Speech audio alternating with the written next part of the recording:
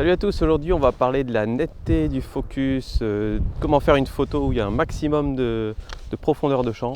On va aussi parler un petit peu d'hyperfocal.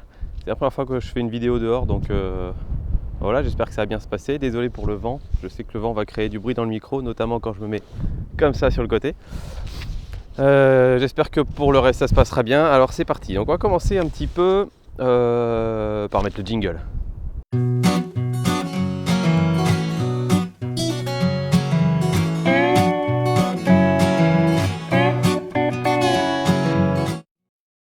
Alors, on va faire des petites définitions, ça c'est mon pense-bête, hein. Désolé, je commence à essayer d'organiser un petit peu mes vidéos, mais je suis pas très bon dans l'apprentissage par cœur. Alors déjà, la netteté, qu'est-ce que c'est? La netteté, en fait, c'est l'endroit où tous les détails vont être nets, évidemment, ça c'est assez évident, mais sur votre photo, l'endroit le plus net va être l'endroit où vous avez fait la mise au point. Que vous soyez en autofocus ou en focus manuel, c'est l'endroit où vous allez faire la mise au point. Et ensuite, de cette mise au point, vous allez avoir une certaine zone devant et une certaine zone derrière qui va être nette aussi. C'est ce qu'on appelle la profondeur de champ.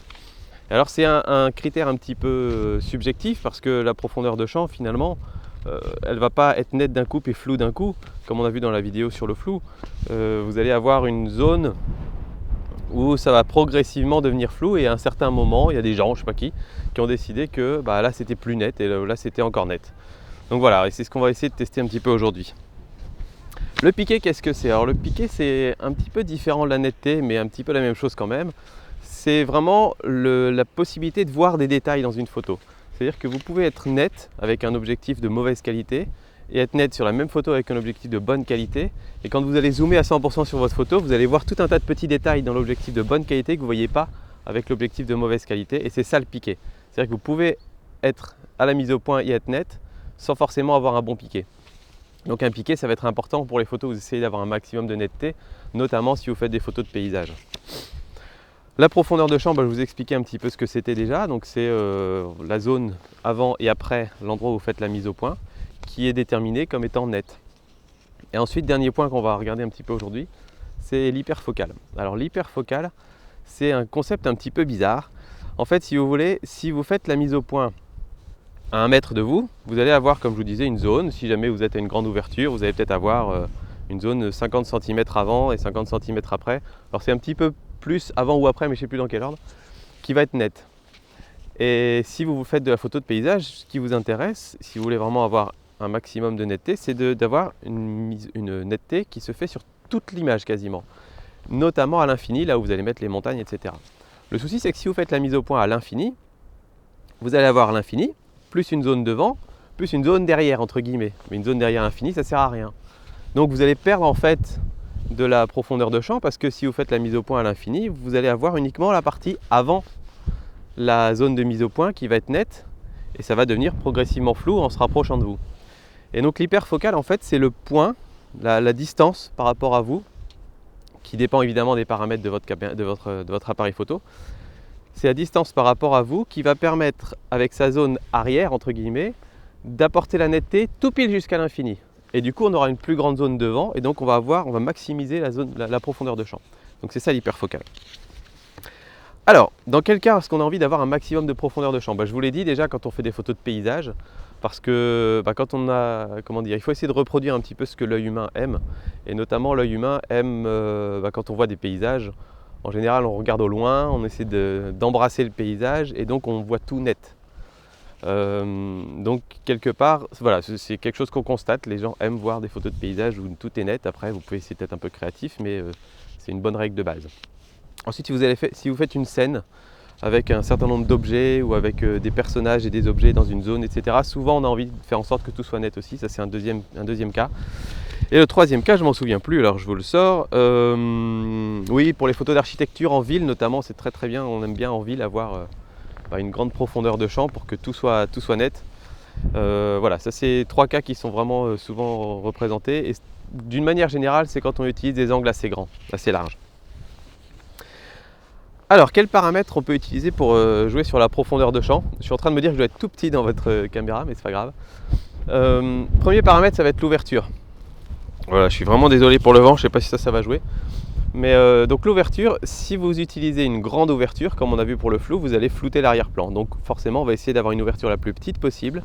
On peut aller jouer dans les f16, f22 pour avoir des petites ouvertures. La contrepartie, c'est quand vous avez une ouverture toute petite, vous avez peu de lumière qui rentre. Et à ce moment-là, vous allez donc devoir faire un temps de pause plus long.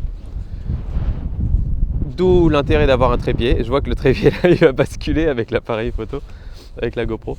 D'où l'intérêt d'avoir un trépied. Ou alors, si vous n'avez pas de trépied, vous allez devoir monter dans les ISO. Et ça, c'est gênant parce que ça va rendre votre photo un peu dégueulasse. Deuxième paramètre qui est donc, qu'est-ce que je vous avais dit? La focale. Donc ça, c'est un paramètre qu'on a vu un petit peu sur la profondeur de champ. Hop là. Salut, vous êtes toujours là les gars? Oui, très bien. On va essayer de l'ancrer un peu plus dans le sol. Voilà. Je sais pas si ça va marcher. Donc, pardon. Oui, donc la focale, on a pu le voir un petit peu avec la profondeur de champ, avec la vidéo sur les flous. Quand vous avez une grande focale, vous compressez tout et le flou va venir beaucoup plus vite. Donc à contrario, si vous avez une petite focale, si vous êtes à 10 mm ou 15 mm ou 18 mm, vous allez à ce moment-là avoir une grande profondeur de champ naturellement, même en ouvrant un peu plus grand. Donc ça, c'est un deuxième paramètre qui rentre en ligne de compte. Et si vous mettez une petite focale, alors là, la contrepartie, c'est que vous allez avoir un grand champ, donc vous allez inclure énormément de choses dans votre photo, ce qui est très bien pour les photos de paysage ou d'architecture, parce que c'est ce qu'on cherche en général. Par contre, une autre chose aussi, c'est que vous allez avoir des perspectives qui vont être exagérées. Vous n'allez plus avoir une vision humaine, entre guillemets, c'est-à-dire quand vous êtes à 50 mm, 50, 60, 70 mm, vous allez avoir une vision qui correspond à peu près à l'œil humain avec des lignes droites, etc. Quand vous êtes à très grand angle, tout va se distordre un petit peu, ça va bomber un petit peu les lignes droites et tout ça. Et vous allez aussi également voilà, avoir la distorsion. Et la dernière chose, ça va être la distance de mise au point. C'est-à-dire que, comme je vous ai parlé d'hyperfocale, on peut décider de faire la mise au point à l'infini, de la faire juste devant, de la faire un petit peu plus loin, au milieu, etc. Et donc ça va jouer sur votre zone de profondeur de champ. Et évidemment, l'idéal, c'est de trouver votre distance hyperfocale. Mais ça, c'est ce qu'on va vérifier parce que j'ai un petit peu un a priori là-dessus. Je me dis, ouais, mais la distance hyperfocale, c'est bien. Mais moi, ce qui compte dans mon paysage, c'est pas vraiment que ce soit net juste devant moi. À la limite, s'il y a quelque chose d'un petit peu flou devant moi, ça me gêne pas trop. Par contre, je veux que la montagne au fond, elle soit parfaitement nette. Donc si ma distance hyperfocale, elle me permet d'avoir une photo à peu près nette au fond, moi, je suis pas sûr que ça me suffise. Donc on va essayer de faire des tests là-dessus comme ça. Voilà, alors ensuite on va passer au fameux test de l'objectif kit. On passe sur le 18-55. Et si vous avez bien suivi, qu'est-ce qu'on doit utiliser comme paramètre pour avoir une photo avec la plus grande profondeur de champ possible? Et bien on va fermer le diaphragme, on va se mettre à F22.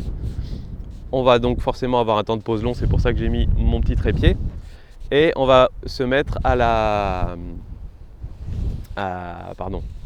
focale la plus petite possible. Donc là on va se mettre à 18 mm. Et on va jouer sur la distance de mise au point pour voir un petit peu où se trouve l'hyperfocale. Alors, j'avais prévu de ramener mon téléphone avec dessus une petite application qui permet de trouver la distance hyperfocale à chaque configuration, mais je l'ai oublié à la maison. C'est un peu ballot. Mais par contre, du coup, on va faire un autre exercice, c'est que je vais prendre avec différentes distances de mise au point et je vais déterminer moi ma distance hyperfocale, celle à partir de laquelle je considère que c'est net jusqu'au bout, jusqu'à l'infini. Et à partir de là, du coup, je vais vérifier par rapport au tableau officiel si ça correspond. Donc voilà, c'est parti. Avec le 18-55, on va maximiser notre profondeur de champ. Vous voyez, on a plein de petits poteaux ici qui vont permettre de voir jusqu'où va notre profondeur de champ. Et on a même tout au bout là-bas un bâtiment, donc je pense que ça va permettre de bien déterminer tout ça. Alors c'est parti.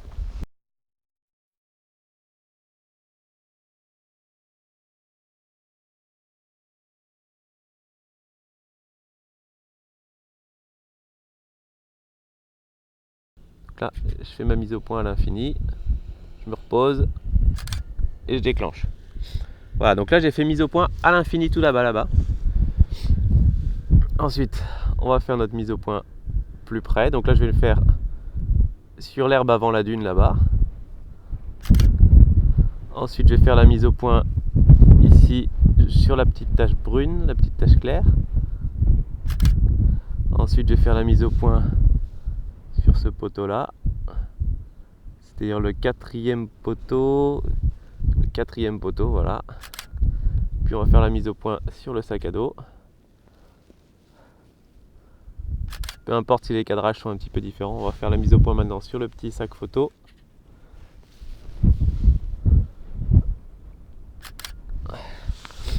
Et voilà, donc là on a fait différentes distances de mise au point. Je vais les mesurer tout de suite, comme ça on saura à peu près. Le quatrième poteau, alors attendez, on voit bien celui-là, ouais c'est ça, donc 1, 2, 3, 4. Donc là on est bien à 1 mètre, à 2 mètres, 3, 4, 5, 6, 7, 8, 9, 10, parfait. Donc le quatrième poteau il est à 10 mètres, distance de mise au point de 10 mètres. Donc voilà, là on a maximisé la profondeur de champ et j'ai pris à différentes longueurs pour qu'on essaie de déterminer notre focale, notre distance hyperfocale. On va passer maintenant à la suite. Donc là cette fois-ci on va essayer de trouver la mise au point idéale et c'est là que c'est un petit peu difficile parce qu'en fait si vous le savez sur le... Je vais devoir me moucher, je suis désolé. On va faire une pause. Pause.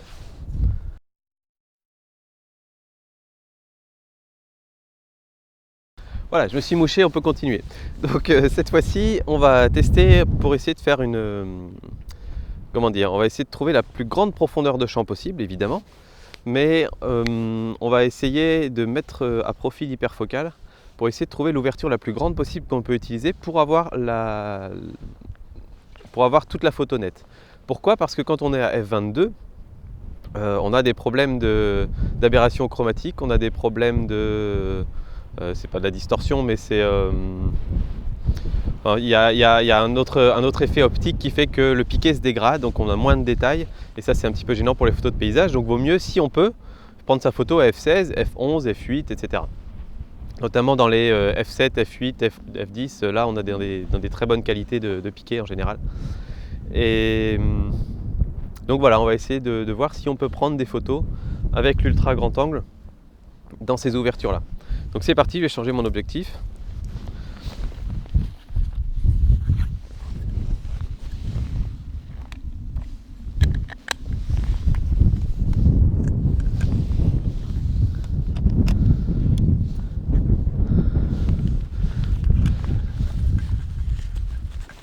Voilà, on n'oublie pas le pare-soleil. Tac. Et voilà, on laisse l'installation pareil. La seule chose que je vais changer, c'est que je vais baisser encore le trépied. Parce que là, on va vraiment jouer avec des questions de centimètres et non plus de mètres. Parce que 11 mm, on est tellement large. Tac, voilà. On est tellement large que notre premier plan, on peut le mettre vraiment très près. Ça peut être une petite fleur qui est juste devant. Donc on peut vraiment jouer là-dessus. Et on va essayer donc de jouer là-dessus. On va se mettre comme ça. Je vais vraiment baisser fortement comme ça, on va bien voir. Voilà. Et donc on va prendre des photos comme tout à l'heure avec mise au point à l'infini, juste devant la dune, à la tache sombre et à différentes longueurs, comme ça on va voir un petit peu ce que ça donne. Alors c'est parti.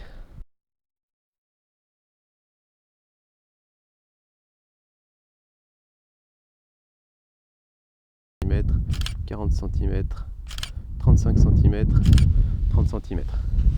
Voilà. Hop, je vais reprendre mon petit papier pense-bête. Donc là, ce qu'on va faire, c'est qu'on va regarder tout ça sur l'ordinateur juste après, une fois qu'on aura fini cette petite session extérieure. Parce que de toute façon, ça va être difficile de juger du piqué exact, de la netteté exacte et de la zone où ça devient net, où ça devient flou sur l'écran de l'appareil photo. On va faire ça devant l'ordinateur après, ce sera plus simple. Donc voilà, avec ça on va essayer de déterminer donc quelle est l'ouverture max pour avoir la netteté en utilisant l'hyperfocale, et peut-être aussi quelle est est-ce qu'on arrive à avoir une photo correcte sans s'embêter avec les hyperfocales. C'est-à-dire que moi c'est un truc, l'hyperfocale c'est sympa, mais je vais pas toujours avoir un téléphone ou une application ou un tableau par cœur dans ma tête pour savoir quelle est l'hyperfocale en fonction de l'ouverture du diaphragme, en fonction de ma focale, parce que ça dépend de ces deux paramètres là. Je vais pas savoir tout ça par cœur parce que ça fait des centaines de chiffres à retenir, et donc j'aimerais bien avoir une espèce de règle de base idiote, par exemple, où je me dis je fais la mise au point à 1 mètre ou à 2 mètres systématiquement, et systématiquement à F16 ou F14 ou j'en sais rien. Voilà, j'aimerais savoir, avoir un petit peu une donnée comme ça, quitte à perdre un petit peu en piqué, quitte à perdre un petit poil en piqué, en netteté ou quelque chose comme ça, mais qu'au moins je suis sûr que toutes mes photos sont réussies et que j'ai pas besoin de retenir un tableau par cœur. Donc on va essayer de déterminer ça devant l'ordinateur.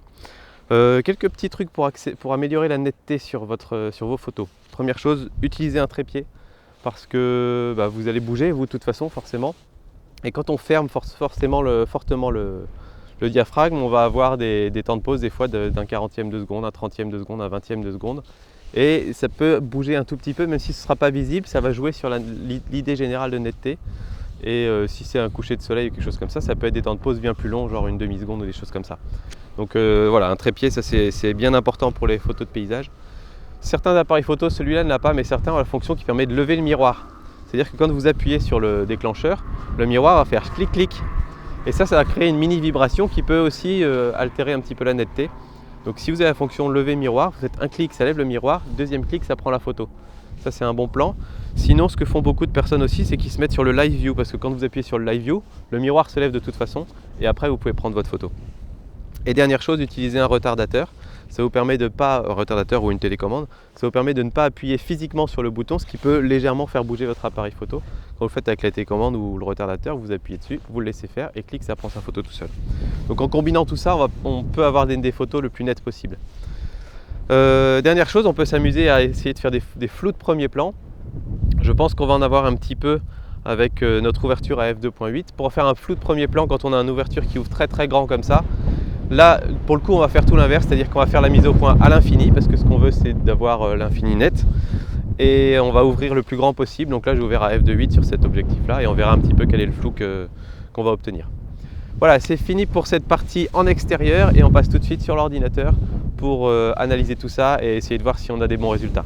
De retour devant l'ordinateur, alors cette fois-ci, on va regarder les différentes photos qu'on a prises, et on va en tirer des conclusions. Première série de photos.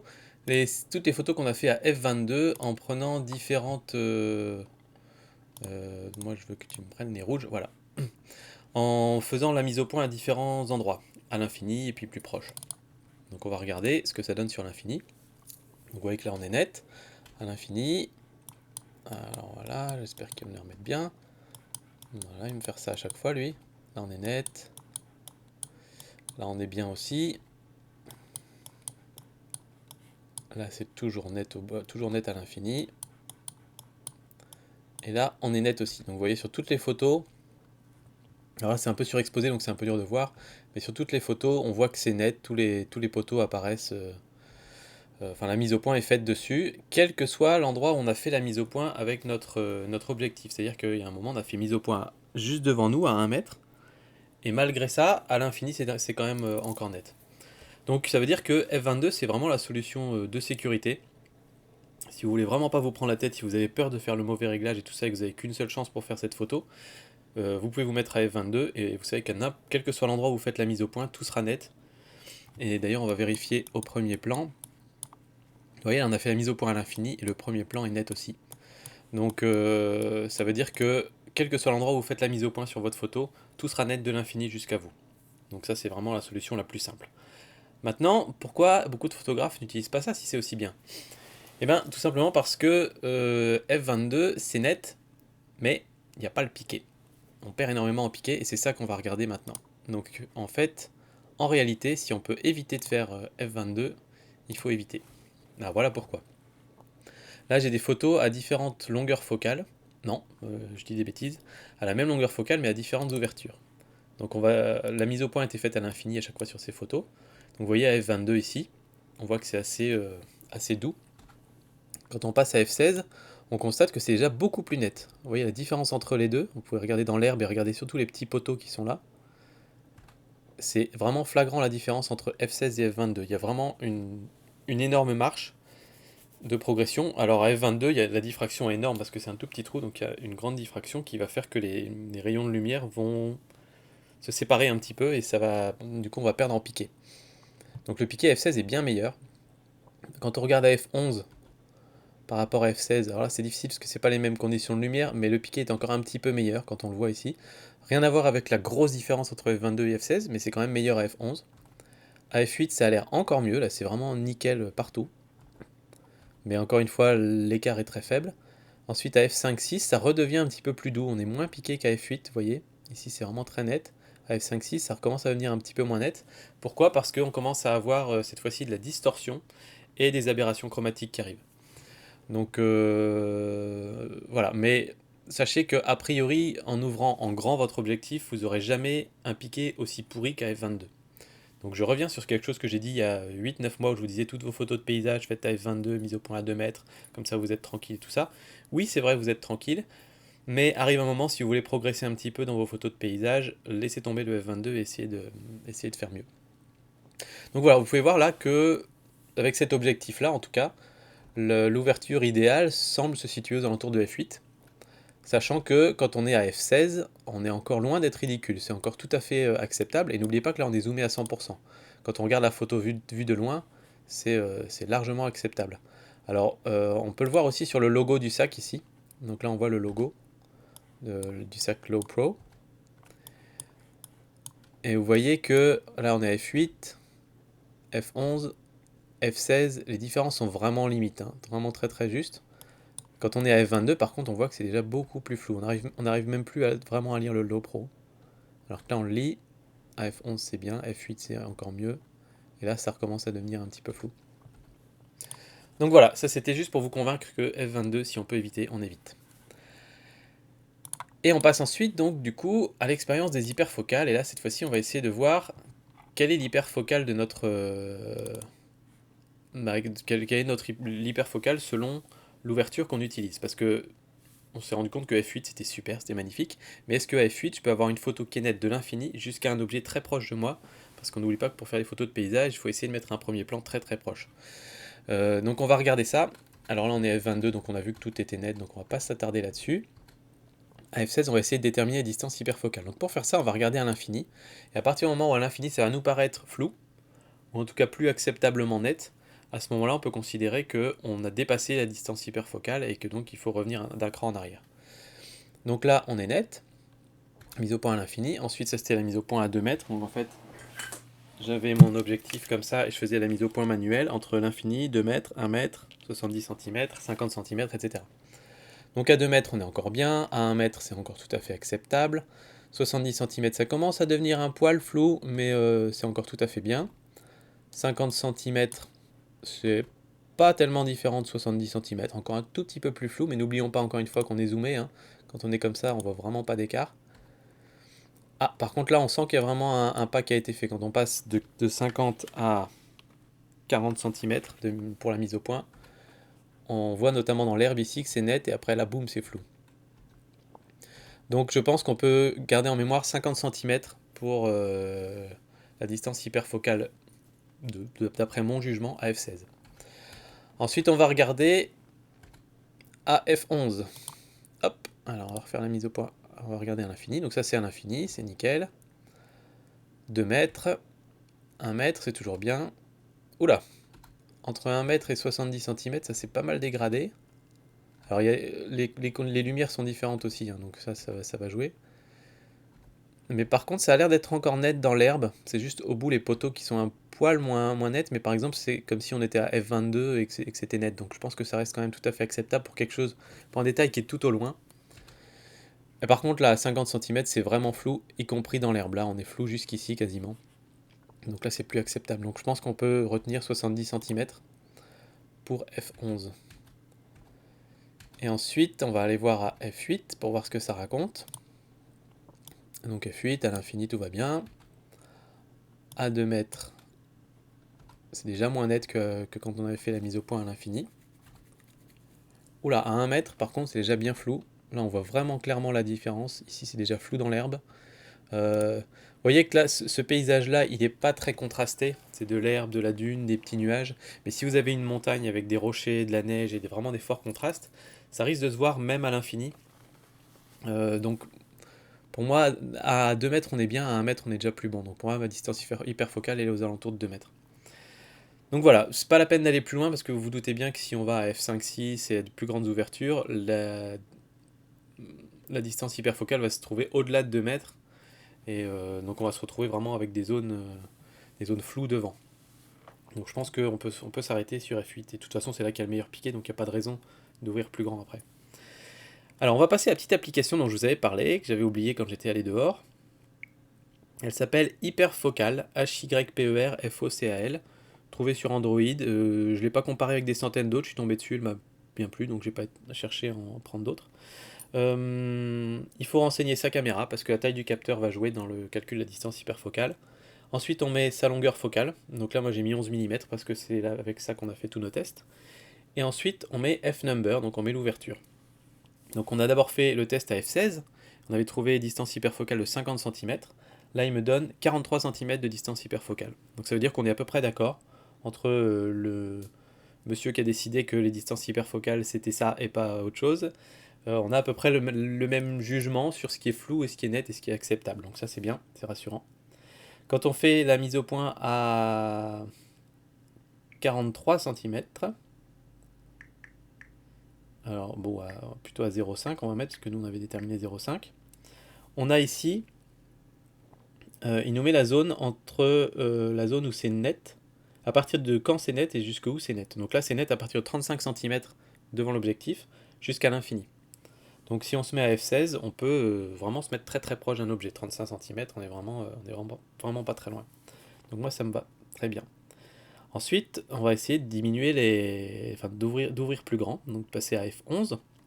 Et à f11, on avait déterminé 70 cm de distance hyperfocale. Et lui, il me donne 62 cm. Donc encore une fois, on est très proche, on est tout à fait d'accord, donc ça c'est bien. Et alors, si on se met à 70 cm, 0,7, ok. Cette fois-ci, c'est net de 47 cm devant l'objectif jusqu'à l'infini. Donc de 35 à 47, on a perdu 12 cm. Donc 12 cm, vous voyez, c'est pas grand-chose, ça représente ça.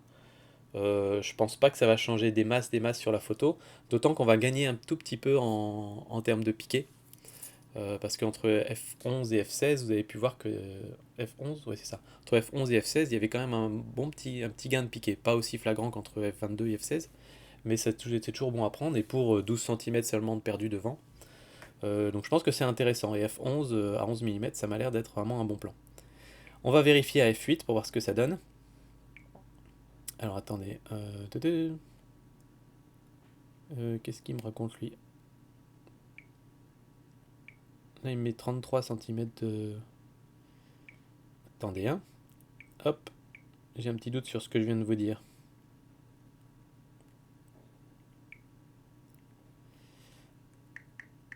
« 0,5. Ok.